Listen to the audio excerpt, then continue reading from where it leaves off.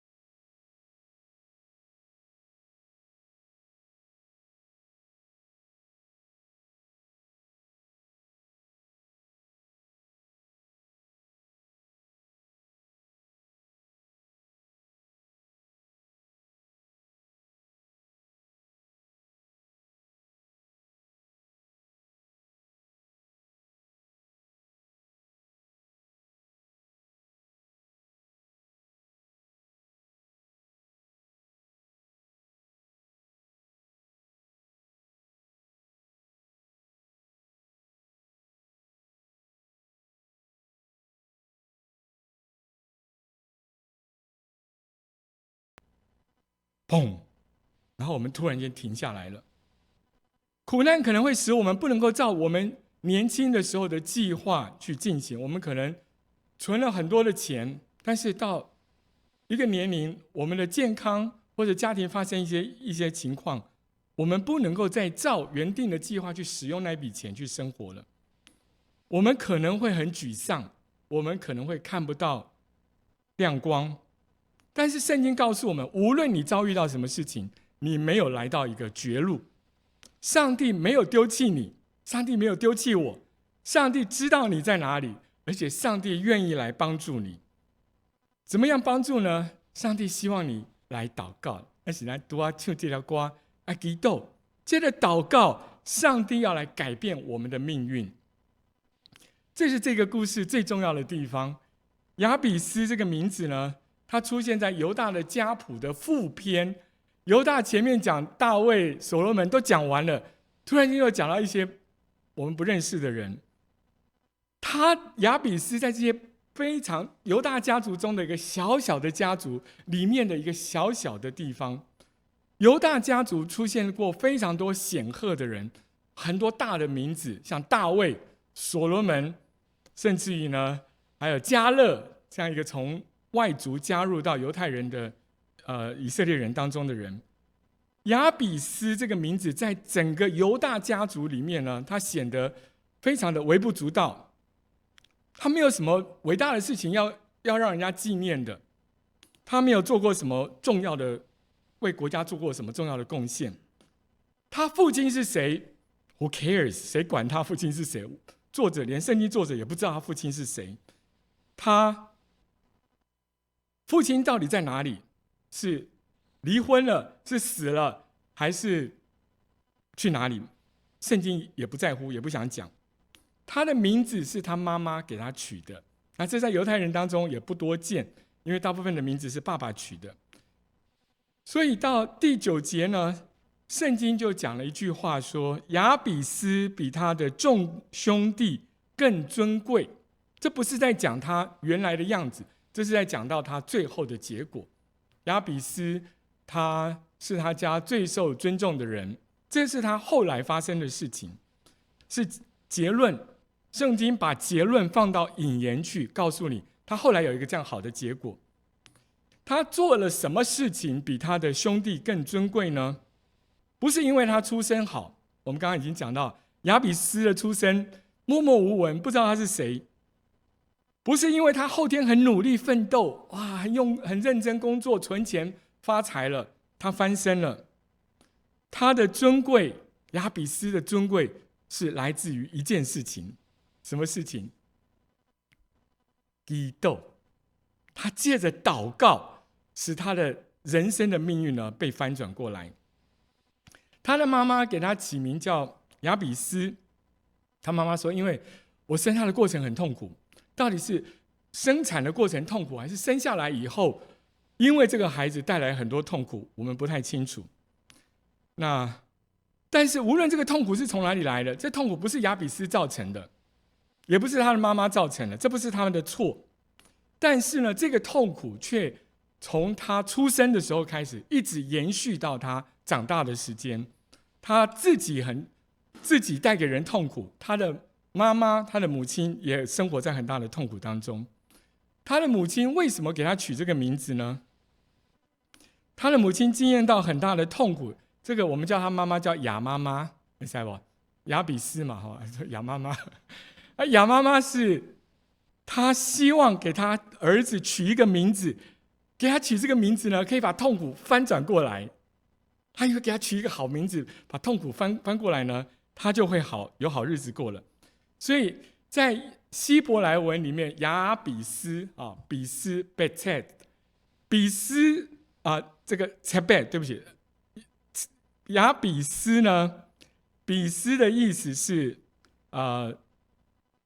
是痛苦的意思。那这个他把痛苦这个字对不起，痛苦这个字在希伯来文里面呢是斯比 tebet。OK， 他妈妈就说：“我要把它变过来，不要叫做斯比，要叫做什么？比斯啊，好希望改这个名字，给他一个名字呢，以后他不会带给我痛苦。但是呢，每次当别人叫到他的雅比斯这个名字的时候呢，别人就会想到这个孩子呢带给他的妈妈非常大的痛苦，他一直要承受，一叫到他的名字雅比斯，就人家联想到痛苦痛苦这个字。那他好像一辈子都要为别人的痛苦去承担责任，这不是他造成的，但是他没有办法，是因为他而有的。所以雅比斯在成长的过程，他一定会有一个感受，就是我好渺小啊！我在这么大的一个痛苦的环境当中，我不能够改变它。我想要取一个好的名字把它变过来，我没有能力改变过来。我每一天都要面对自己的无能为力，面对自己的渺小。这会不会是像你生命当中的一些经验一样？那在有些时候，你会觉得有一个错不是你造成的，可是呢，你却要为这个错误的后果来负责任。有时候发生一些不公义的事情，这不是你害的，不是你不好，可是呢，跟你有关系。这个不公义的事情造成连累到了许多别人，那我们会在暗夜中哭泣，我们会愤怒，我们会哭泣，我们会觉得大喊：这不是我不对，这不是我的错，这不是我的问题，为什么我要一直来承担这样的痛苦？为什么别人的痛苦我需要去负那个责任？雅比斯也许他常常在黑夜当中，他就祷告说：上帝啊，你在哪里？你在哪里？你可不可以来帮助我，来改变我的命运？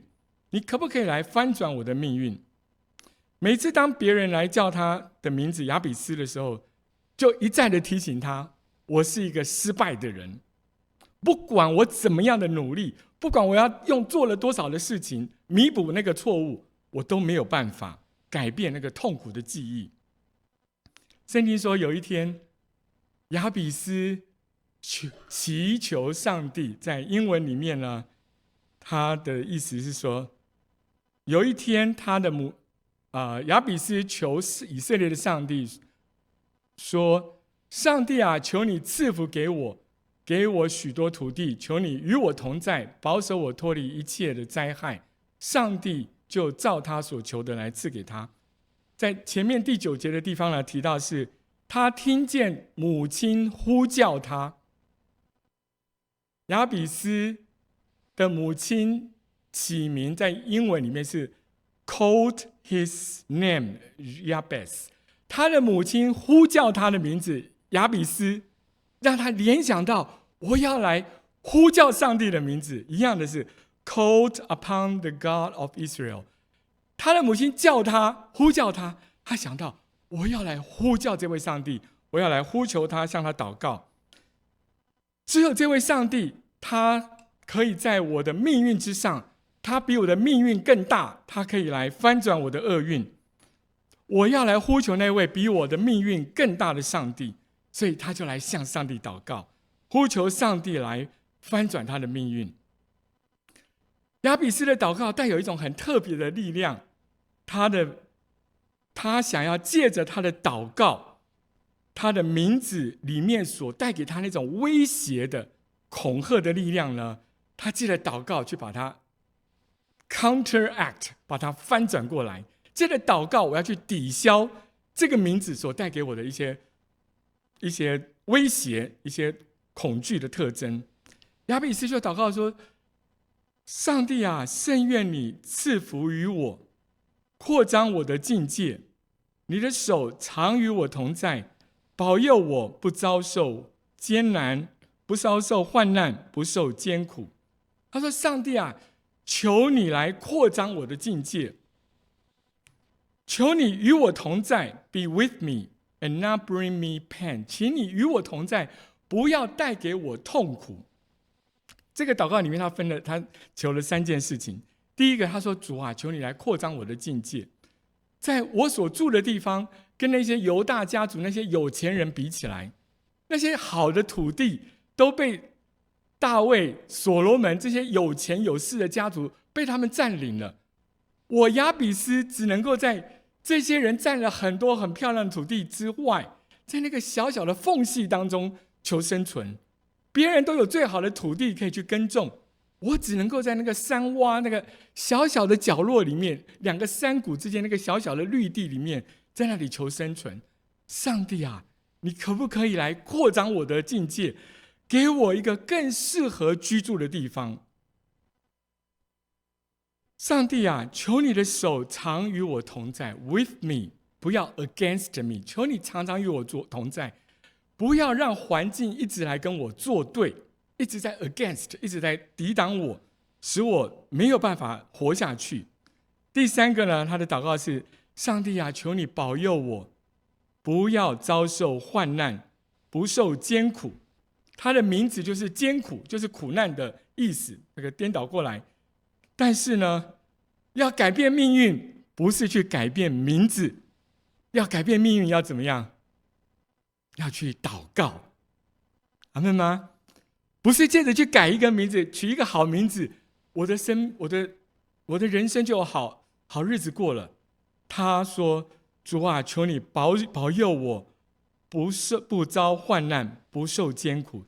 只有上帝可以与我同在，上帝可以来翻转我的命运。我不需要改名字，上帝也可以使我不要遭受到痛苦。上帝有没有听他的祷告？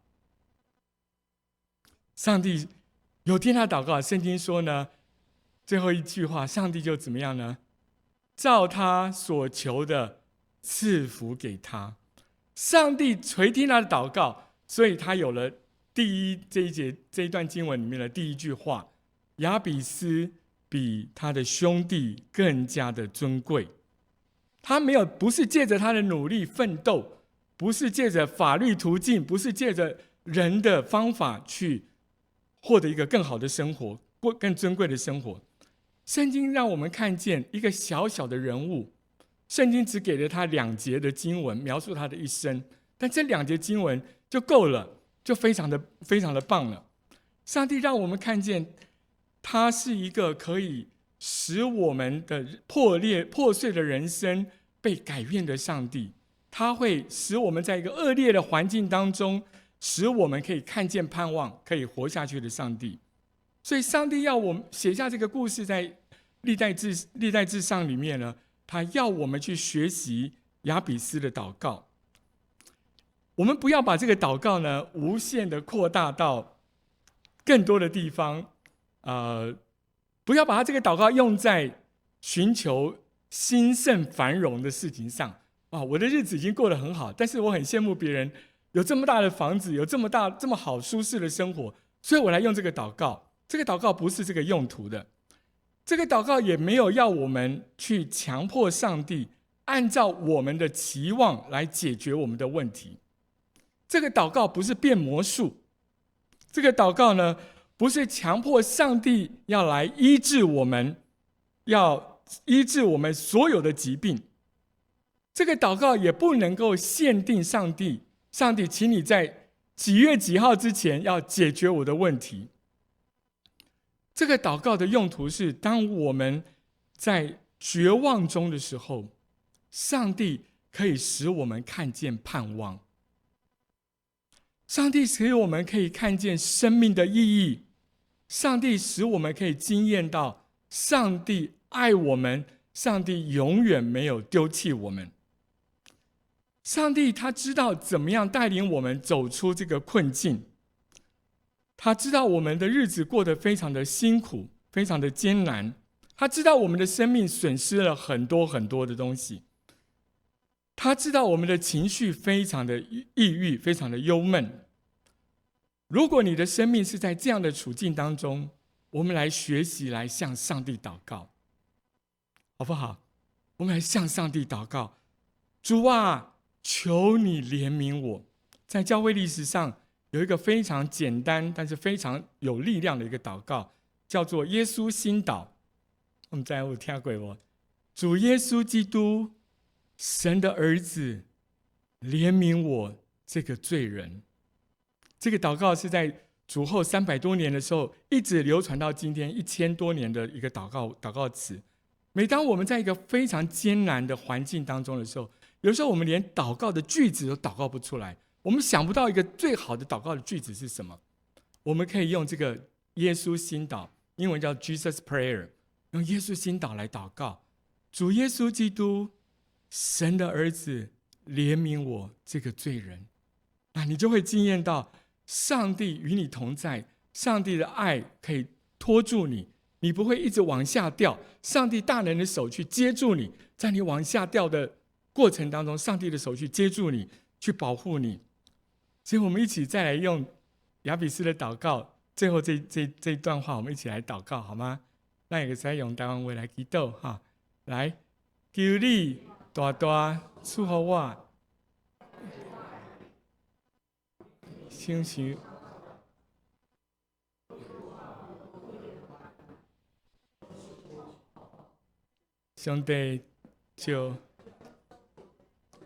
上帝就照着他所求的来赐给他。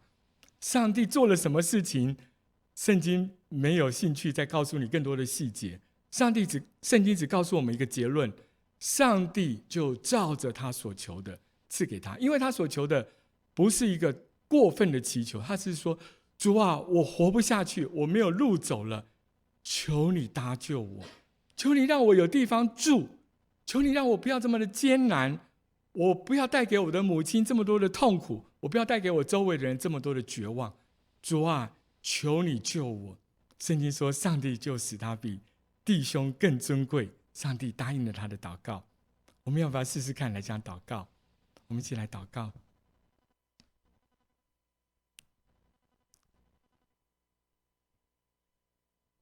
亲爱的上帝，谢谢你留下雅比斯的祷告在我们的面前。